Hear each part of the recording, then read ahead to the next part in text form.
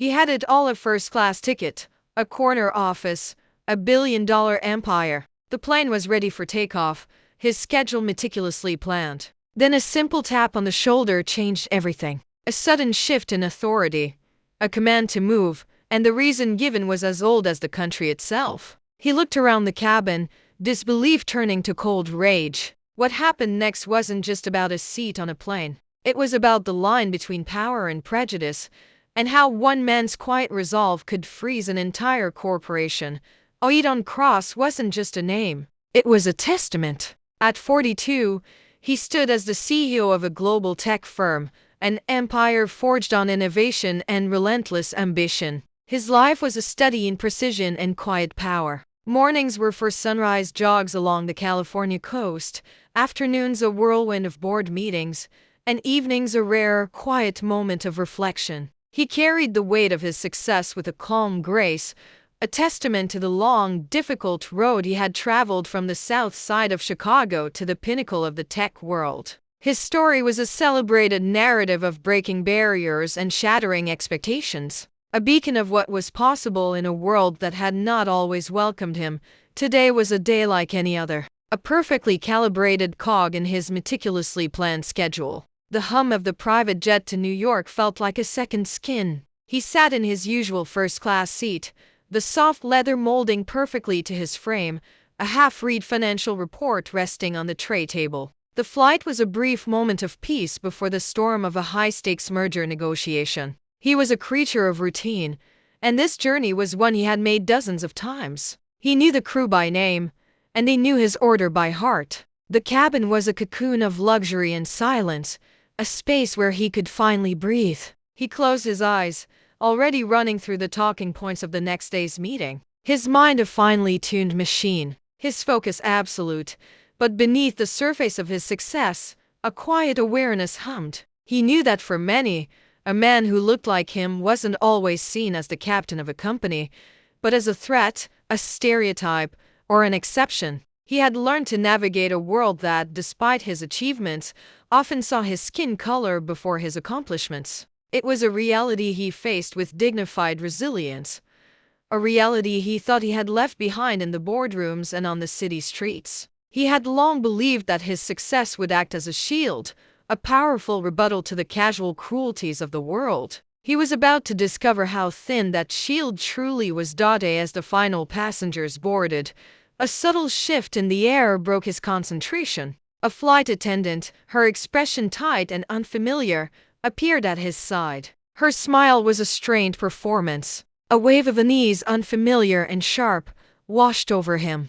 The peace he had found just moments before began to fray at the edges. He had no idea that in the next few minutes, the very systems of authority he thought he had mastered would turn on him. He didn't know that this routine trip would become a turning point, a painful reminder that some battles, no matter how much you achieve, are never truly over. The tight-faced flight attendant's strained smile vanished, replaced by a cold, professional mask. She leaned in, her voice a low, chilling whisper. She informed him there had been a mistake with his seating. His ticket, she explained, was no longer valid for the first-class cabin. A simple administrative error. But the words felt like a carefully constructed lie. He sat up, his financial report sliding to the floor, and looked at her. Her eyes shifted, unable to meet his gaze. He simply pointed to his boarding pass, still clutched in his hand. Its first-class designation clear and undeniable. Just then, a figure emerged from the front of the cabin,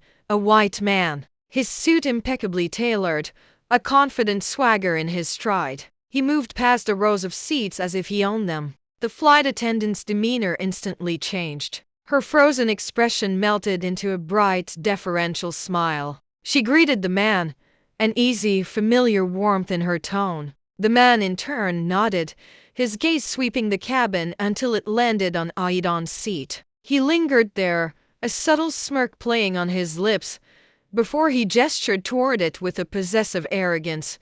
Aidon's heart began to hammer against his ribs. The narrative was becoming painfully clear. The flight attendant's hushed explanation, the sudden appearance of this man, the deference given to him, it all clicked into place. This wasn't an administrative error. This was a removal, a public demotion, a choice made for the most insidious of reasons. The air grew thick, the comfortable cabin suddenly suffocating. Every eye in the vicinity seemed to be on him, a silent, uncomfortable audience to this unfolding humiliation. He didn't make a scene. He didn't raise his voice. He simply held up his hand, a universal gesture of calm, and tried to appeal to the flight attendant's professional side. But the mask was back. She insisted he needed to move to a seat in the back of the plane. The implication was as loud as a shout. He wasn't just being moved, he was being replaced. Replaced by a man who looked like him, but who didn't. The injustice was a physical weight,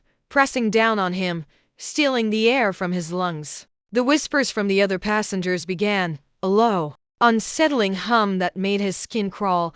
He stood up, his movements slow and deliberate, a testament to the discipline he had cultivated over a lifetime of facing down prejudice. He didn't want to give them the satisfaction of an outburst. He picked up his things, his mind racing not with rage, but with a cold, calculated fury. He glanced one last time at the flight attendant, her face now a mixture of relief and a flicker of something that might have been shame. Then he looked at the man who was now settling into his seat, a smug, triumphant grin plastered on his face. The man's eyes met his, and he offered a slight, condescending shrug.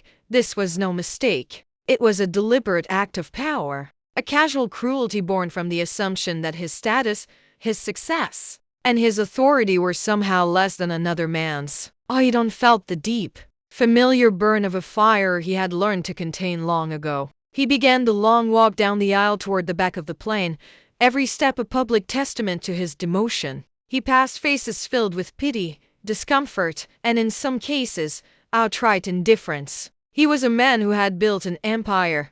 Yet in this moment, he was just another stereotype, forced to shrink and disappear. As the first-class doors closed behind him, he knew that the humiliation of this moment was just the beginning. The story of a simple flight would become something far greater, a testament to a truth he had thought he had overcome. But he also knew, with a chilling certainty, that this flight attendant and this airline had no idea who they had just wronged. The true price of this injustice was still unwritten.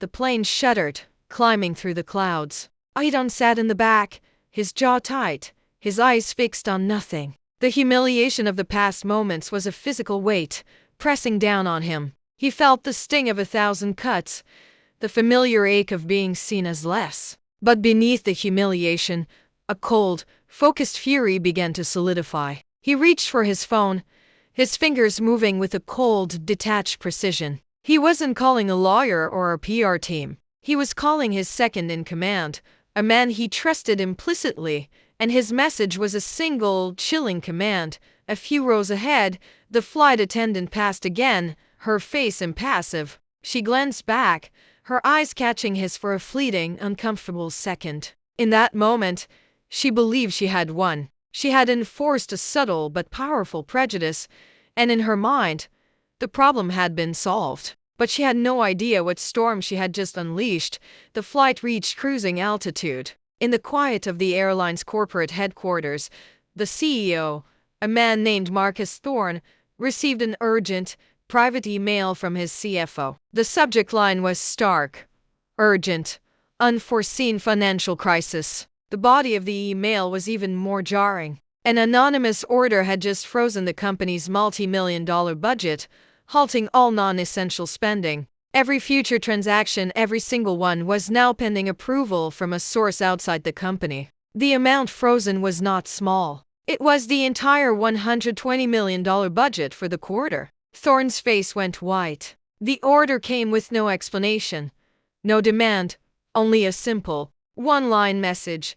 Your company has made a grave error in judgment. The flight attendant, her work seemingly done, walked past a bathroom door as it opened, revealing Aidon. He held his phone, his face a mask of resolute calm. Their eyes met once more. He didn't speak a word. He didn't need to. The message was already delivered. He had been given a choice, and he had chosen to fight back, not with anger, but with the very thing they valued most, their bottom line. The plane continued its journey, but the world of the airline had just come to a complete, terrifying stop.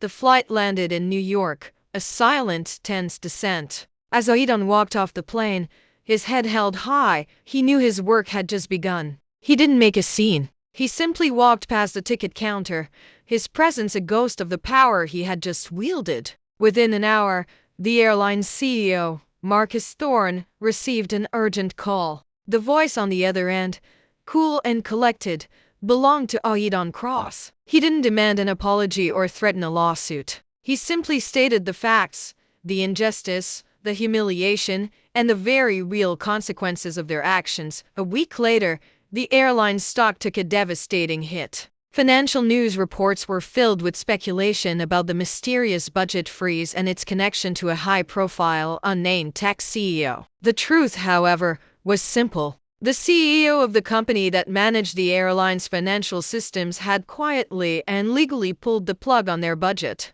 It was a silent, unassailable act of retaliation. The CEO, Aidan Cross, had not just sought revenge. He had exposed a vulnerability that ran deeper than money. He had shown the world what happens when a powerful individual decides to fight back against an institutional bias. For Aidan, the incident became more than a personal victory. It became a powerful, sobering lesson. He had used his power and privilege to fight a system that so many others face with no recourse. He knew that for every CEO like him who could freeze a $120 million budget, there were thousands of people who faced similar injustices every day with no power to fight back. He had won the battle, but he knew the war was far from over. He would go on to fund initiatives for racial equity and launch a foundation dedicated to dismantling systemic bias in corporate America. He wasn't just a CEO anymore. He was a symbol. His quiet act had become a powerful statement. The story of what happened on that plane was not about an angry man seeking revenge. It was about one man's refusal to be diminished, and his ultimate decision to use his power to illuminate a painful truth. The question remains, in a world where some can fight back and others can't, how do we begin to create a system where justice is not a luxury for the privileged, but a right for all?